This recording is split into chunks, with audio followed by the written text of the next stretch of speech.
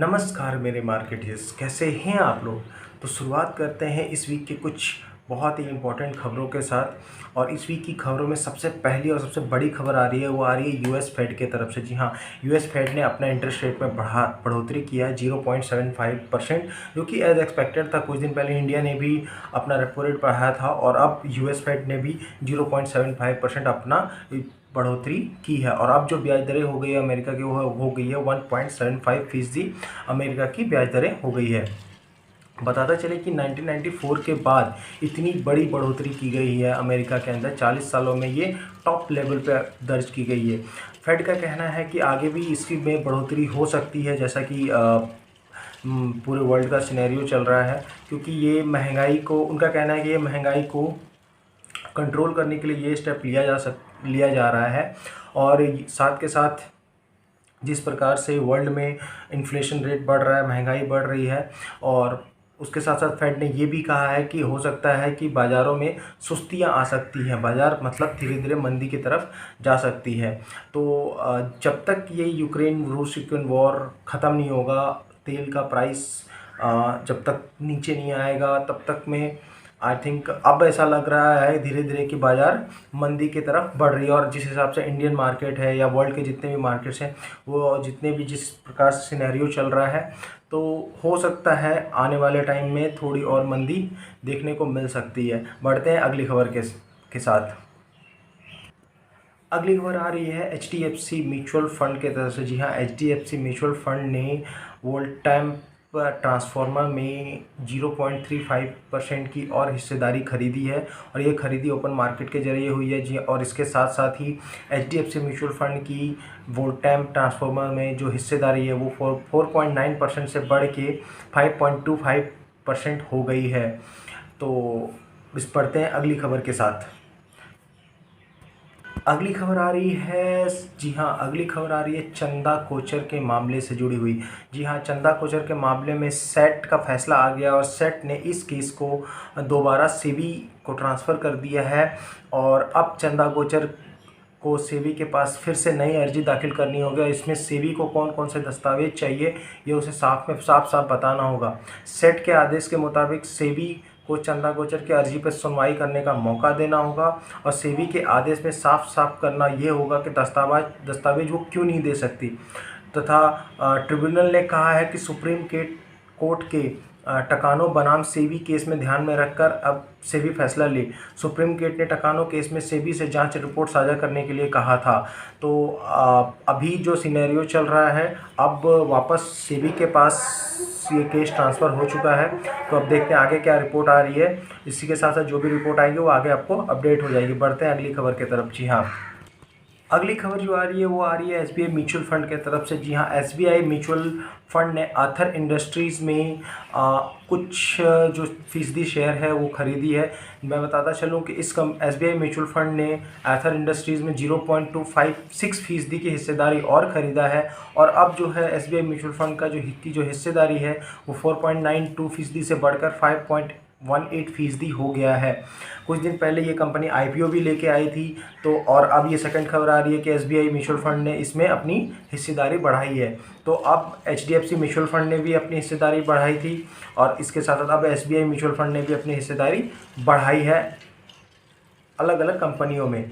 HDFC ने वोल्टाम transformer में बढ़ाया था, और SBI ने ये कंपनी आथर इंडस्ट्रीज़ में अपनी हिस्सेदारी बढ़ाई है। बढ़ते हैं अगली खबर की तरफ। जी हाँ, अगली खबर आ रही है एक सरकारी कंपनी की तरफ से। जी हाँ, एक और सरकारी कंपनी सरकार बेचने का प्लान बना रही है।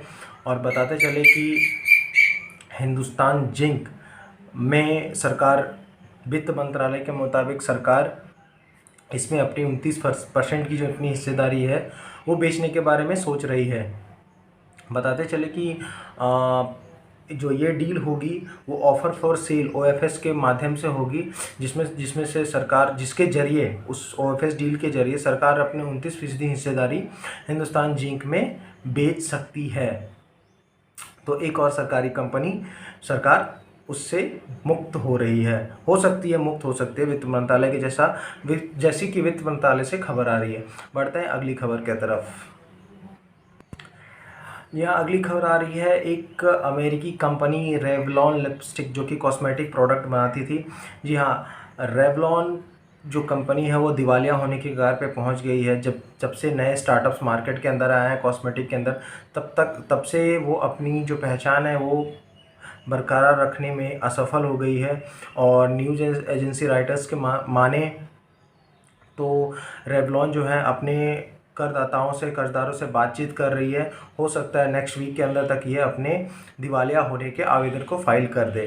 तो एक और पुरानी कॉस्मेटिक कंपनी दिवालिया होने की कगार पे पहुंच गई है। बढ़ते हैं अगली खबर की तरफ। अगली खबर आ रही है ऑयल सेक्टर। जी हाँ, शुगर कंपनियों को, जो ऑयल सेक्टर हैं, ऑयल कंपनियां हैं, वो राहत का ऐलान किया है। कंपनी ने 6 महीने के लिए रिलीफ स्कीम का ऐलान किया है, जिससे ऑयल मार्केटिंग कंपनियों ने 1 जून से 30 नवंबर तक के बीच में एथेनॉल सप्लाई में राहत मिली है। जी हाँ, तो शुगर कंपनियों के लिए ये एक छोटी सी खबर है शुगर कंपनी इंडस्ट्रीज़ की तरफ से, कि शुगर कंपनियों को, जो ऑयल कंपनियां हैं उनके तरफ से उन 6 महीनों के लिए राहत का ऐलान किया गया है। बढ़ते हैं अगली खबर की तरफ। अगली खबर आ रही है बैंकिंग सेक्टर की तरफ से। जी हाँ, आरबीआई ने मास्टर कार्ड पे लगे हुए प्रतिबंध को हटा दिया है और एक बहुत बड़ी राहत मास्टर कार्ड को दी गई है। रिजर्व बैंक ने डेटा स्टोरेज गाइडलाइन का पालन नहीं करने के लिए ये प्रतिबंध लगाया था, जो कि अब हटा दिया है। तो अब मास्टर कार्ड जो है वो अपने नए ग्राहकों को ऑनबोर्डिंग कर पाएगी, अपने नए ग्राहकों को जोड़ पाएगी, जो कि आरबीआई के प्रतिबंध लगने से नहीं हो पा रहा था। अब आरबीआई ने ये प्रतिबंध हटा दिया है। बढ़ते हैं अगली खबर की तरफ।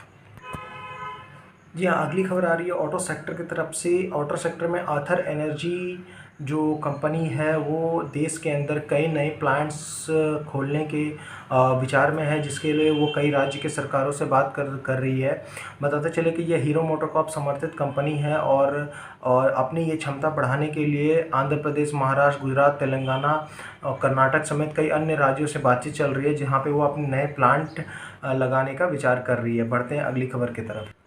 अगली खबर आ रही है एयरलाइन सेक्टर से। जी हाँ, एयरलाइन सेक्टर के अंदर अब यात्रा करना पड़ सकता है महंगा। जी हाँ, स्पाइस जेट ने 15% तक का इजाफा किया है अपने टिकट रेट्स में।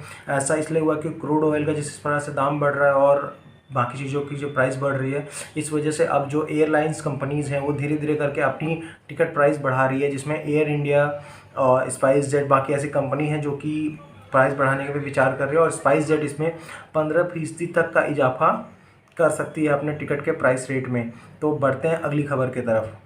अगली खबर भी एयरलाइन सेक्टर से है। जी हाँ, डीजीसीए ने एयर इंडिया पे 10 लाख का जुर्माना लगाया है। और बताते चलें कि ये जुर्माना इसलिए लगाया गया है क्योंकि कहना यह है कि यात्री जो उनके पास वैलिड टिकट थी, साथ के साथ उनके पास बोर्डिंग पास भी था, फिर भी उन्हें बोर्डिंग करने से मना कर दिया गया था। और इस वजह से डीजीसीए ने एयर इंडिया पे ये जुर्माना लगाया है और ये जुर्माना लगभग 10 लाख का ये जुर्माना है। तो आज के लिए बस इतना ही। अगर आपको ये मेरी मेहनत अच्छी लग रही है तो please like and subscribe this channel और मैक्सिमम लोगों तक ये न्यूज़, ये सब चैनल को पहुंचाएं, शेयर करें, ताकि उनको भी प्रॉपर न्यूज़ मिलती रहे मार्केट से जुड़ी हुई। तो और इसी के साथ मैं आज का ये न्यूज़ ख़त्म करते हैं। मिलते हैं कुछ ही दिनों में फिर से अगली बार बहुत नई खबरों के साथ। तो तब तक के लिए नमस्कार, ध्यान रखें अपना, खुश रहें।